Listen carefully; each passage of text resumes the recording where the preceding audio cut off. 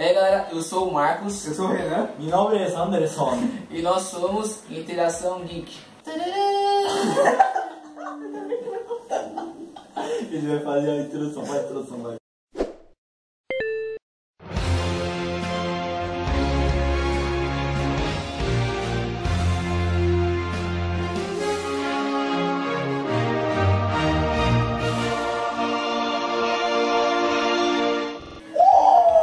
Galera, hoje é um vídeo de curiosidades e falaremos sobre Homem-Formiga.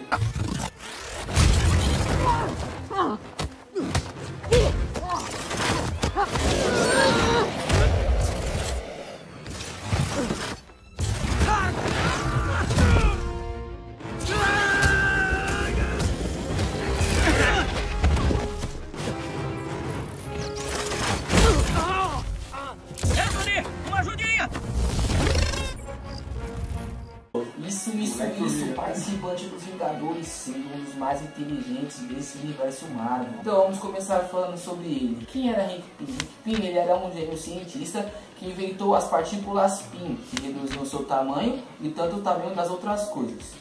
Surgiu nos quadrinhos em Tales to Astonish, 27 de janeiro de 1962, ele foi reconhecido apenas como Homem-Formiga em Tales to Astonish, 37, em setembro.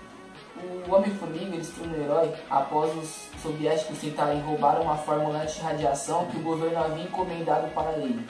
Em Tales to Astonish 44, após a sua esposa ter sido morta pelos soviéticos, por vingança ele conhece Janet Van Dyne, que no caso se transformaria na Vespa, com uma variação das suas partículas que fazem ela ter asas quando ela diminui. Mesmo ele tendo participado em várias HQs do Tales to Astonish, ele também foi cofundador dos Vingadores, dos Vingadores 1, em setembro de 1963. O Hank nunca foi tão destacado no universo Marvel como o primeiro Homem-Formiga, tanto que ele mudou seu nome em Tales to Astonish 49, passando a ser o Gigante, que seria no caso a inversão de seus poderes anteriores. Mais tarde, o Hank também mudaria o seu nome para Golias, mantendo os mesmos poderes em Os Vingadores 28 de maio de 1966. Foi meio desnecessário mudar para Golias, porque o cara era menor que o Gigante e... pra quê? Ah, não poder, só ficou menor. Ele ficou a mesma coisa, Por que mudou para Golias? Tem que deixar o Gigante mesmo. Sim. Durante a sua época como Golias, o Hank foi o responsável pela criação do Ultron, moldando ele como sua personificação e dando trabalho aos Vingadores, como você pode ver até nos filmes que lançaram recentemente, Vingadores 2 Era de Ultron, que não tem tantas coisas igual nas HQs, mas vale a pena assistir, que é muito da hora. Throw up in my mouth? I'm glad you asked that because I wanted to take this time to explain my evil plan.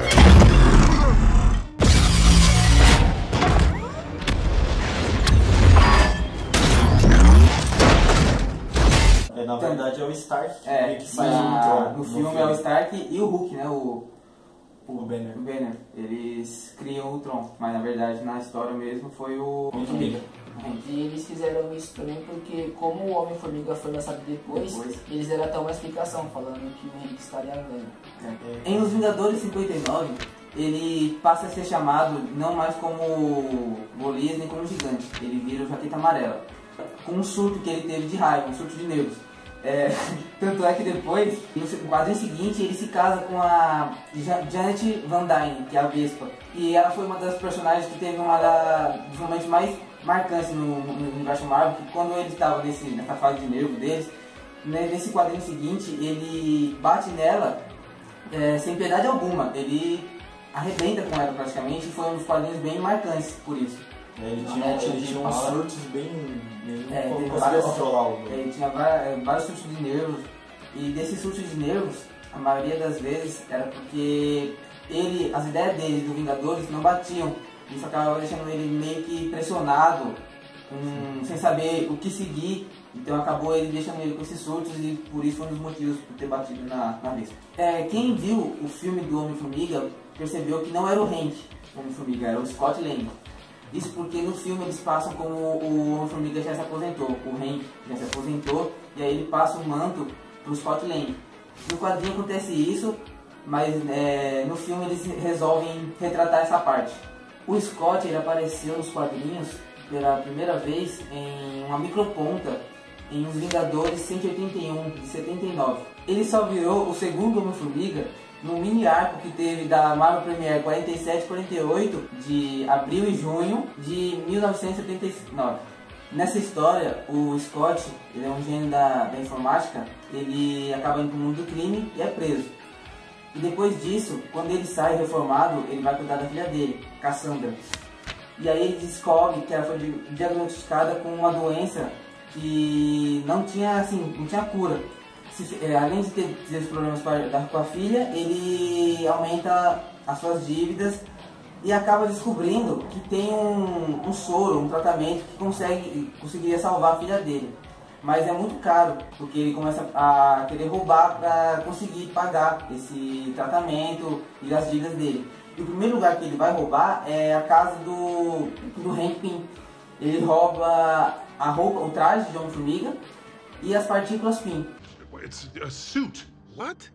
It's an old motorcycle suit. There's no cash, no jewelry, nothing? No. It's a bust. I'm really sorry, Scotty. I know you needed a scorer. Depois que ele roubou o traje do Homem-Formiga e as partículas Pym, ele salvou a filha dele do Darren Cross.